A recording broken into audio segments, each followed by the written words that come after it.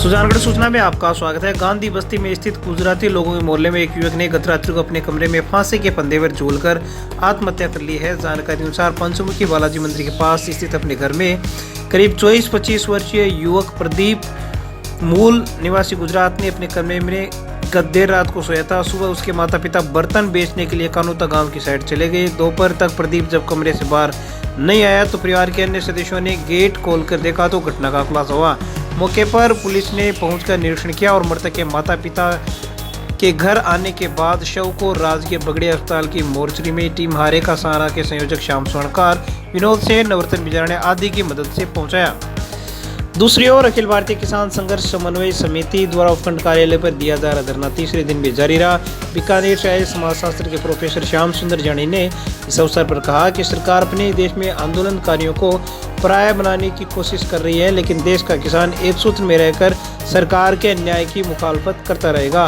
उन्होंने कहा कि सरकार से असहमत होना कोई नई बात नहीं है, लेकिन इस सरकार के कार्यकाल में असहमत लोगों को गुमराह कहकर संबोधित किया जाता है, जो कतई न्यायोचित नहीं है। उन्होंने कहा सरकार को चाहिए कि वो जनता को साथ लेकर चले। इस अवसर पर सराज खां कायम खानी, जगदेव बेड़ा, पिताराम जणी, राम नारायण रुलानिया, केसरा राम बिजाणिया, बाबूराम सारण, महबूब गुजर, गंगाधर मूंड, रमोतर स्वामी, विजय कुमार, श्रीराम भामा, विनय प्रजापत, देवाराम माली, जगदीश नाथ, शंकरलाल स्वामी, तेजपाल गोदारा, झुमरमल बुरडक, मोहन लाल मेघवाल, गणेश राम, लक्ष्मण राम गोदारा सहित अनेक लोग धरने पर बैठे। वहीं राष्ट्रपति के नाम नायब तहसीलदार को ज्ञापन सौंपकर तीनों कृषि कानूनों को वापस लिए जाने की मांग की गई है। तो बने रहिए ताज़ा खबरों से अपडेट रहने के लिए सुजानगढ़। ये इस सरकार की लगातार प्रवृत्ति रही है। सरकार सब देश की जनता चुनती है। आज की जो भाजपा सरकार है वो पूरे हिंदुस्तान की सरकार है और सरकार से असहमत होने का भारत के प्रत्येक नागरिक को अधिकार है। पर इस सरकार से जिस भी तबके ने असहमति जताई है, ये सरकार की प्रवृत्ति रही है कि वो उस तबके को देश विरोधी और भ्रमित और पता नहीं क्या क्या नामकरण दे करके और बदनाम करने का प्रयास करती है। तो ये जो किसान आंदोलन के संबंध में सरकार और सरकार के साथ में खड़े संगठनों की जो ये इस तरह की हरकत है, ये कोई नई हरकत नहीं है। देखिए, ये सरकार नहीं, सरकार के दुष्प्रचार तंत्र की ताकत बोल रही है, जिसके बल पर लगातार झूठ परोसा जाता रहा है और हर जो मुद्दा है मुद्दे से हट करके बात कह करके और उस बात को सोशल मीडिया और गोदी मीडिया की ताकत के बल पर प्रसारित किया जाता रहा है। तो इसी आधार पे ये जो एक सरकार ने मान लिया है कि हम हमारी ताकत के बल पर किसी भी चीज़ को प्रसारित कर सकते हैं, तो उसी के तहत किसानों को बार बार भ्रमित कहने का प्रयास किया जा रहा है। जनता से मैं यही निवेदन करना चाहूँगा कि हंग्री नेशन नाम की एक किताब है, वो किताब पढ़ें तो उस किताब में आज़ाद भारत में जो पेट भरने को लेकर के और प्रयास हुए हैं और जो लड़ाई हुई है और उस लड़ाई को जिस तरह से किसानों ने जीता है, उसका बड़ा ही निष्पक्ष विवेचन है। किसानी एक धंधा नहीं है, किसानी जो है वो इस देश की बैकबोन है। हम जब खेत में खड़े होकर के और रात में पानी लगाते हैं तब जा कर के, और ये देश है इसके बाकी घटक हैं वो कुछ काम करने की स्थिति में होते हैं। तो इस रूप में अगर जनता समझेगी तो निश्चित रूप से जनता साथ आएगी और जनता के बहुत बड़े तबके ने इस आंदोलन को समर्थन दिया है।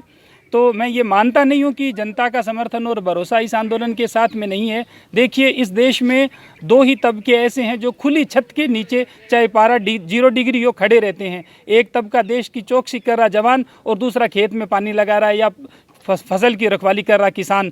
और ये जो दोनों तबके हैं, जवान भी इस देश को हम ही देते हैं और अन्न पैदा करने वाले किसान भी हम ही देते हैं। तो ये जो कानून है ये पूरे ग्रामीण भारत की सामाजिक और आर्थिक संरचना है उसको नकारात्मक रूप में प्रभावित करने वाले कानून है। लिहाजा जनता समझती है और जनता जिस अनुपात में समझ रही है साथ में आ रही है। ये जो धरना है अखिल भारतीय किसान संघर्ष समिति सुजानगढ़ से, ये हम जो किसान विरोधी जो काले कानून जो लाई है सरकार, इसके विरोध में हम लोग सब ये जो दिल्ली पे धरना चल रहा है किसानों का, उनके सपोर्ट में हम इस तहसील स्तर से बैठे हैं। इन काले कानूनों को जब तक सरकार ख़त्म नहीं करेगी, वापस नहीं लेगी, जब तक हमारा संघर्ष जारी रहेगा।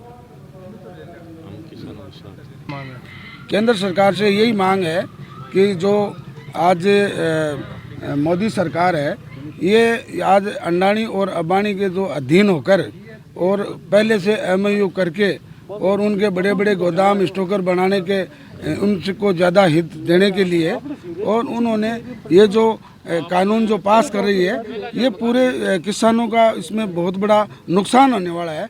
इसलिए सारे किसान आज दिल्ली के अंदर बॉर्डर पे बैठे हैं और हम भी तहसील स्तर से इन पे बैठे हैं उनका सहयोग के लिए, और हम लोग साथ हैं किसान। हम ये चाहते हैं केंद्र सरकार किसानों की अधिक से अधिक मदद करे, नहीं तो ये कानून है वो वापस ले, और सरकार को समझ में आना चाहिए कि भाई स्वामीनाथन आयोग का